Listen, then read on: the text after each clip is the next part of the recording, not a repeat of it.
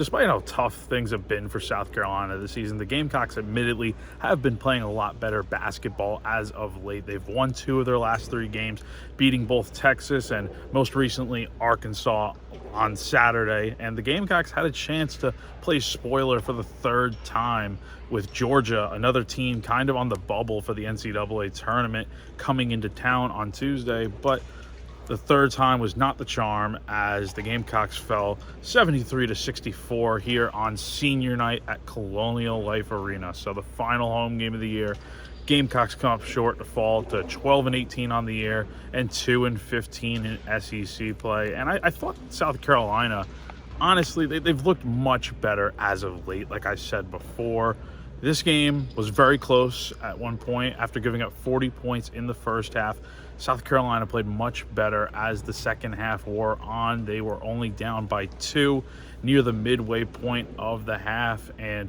looked to be in a prime position to make the comeback completely and maybe overtake the Bulldogs and run away with the game. But that just didn't end up happening.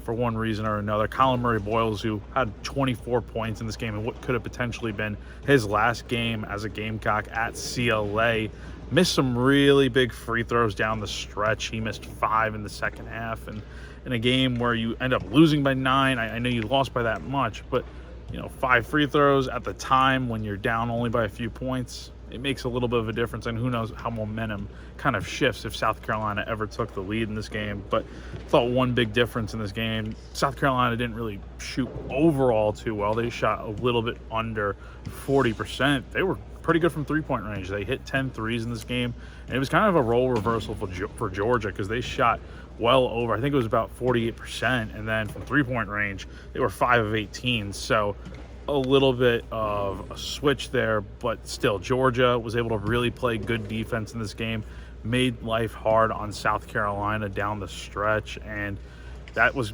ultimately what really made the difference.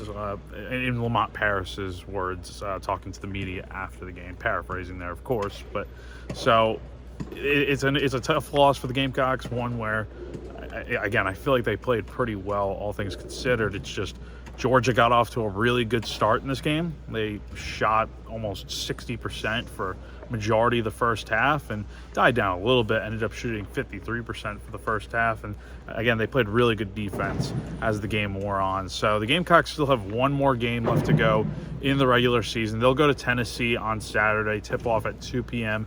on SEC Network, and then we now know they will be the 16 seed in the SEC tournament next week out in Nashville. That was official tonight, since LSU is most likely going to probably be the 15 seed.